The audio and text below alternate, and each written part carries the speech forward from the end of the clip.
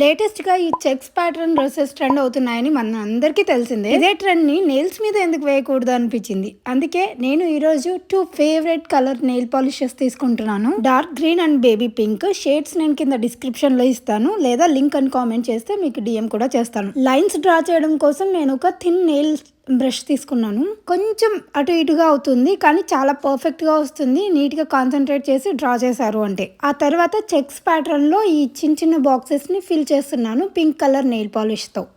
అంతే, అలా చేసిన తర్వాత మనకి చెక్స్ ప్యాటర్న్ రెడీ అయిపోతుంది. ఇంతటితో ఫినిష్ అయిపోయింది అనుకున్నాను, కానీ నాకు ఇంకా కొంచెం చేయాలనిపించింది. ఇంకొక నెయిల్ మీద నా ఫేవరెట్ ఫ్లవర్ డిజైన్ డ్రా చేస్తున్నాను.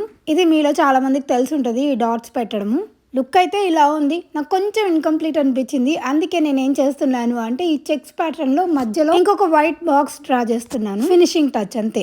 ఇప్పుడు నాకు ఇది కంప్లీట్ లుక్ అనిపించింది. మరి మీకు ఎలా అనిపించింది అండ్ మీరు ఇది ట్రై చేస్తారా చెప్పండి కామెంట్స్లో.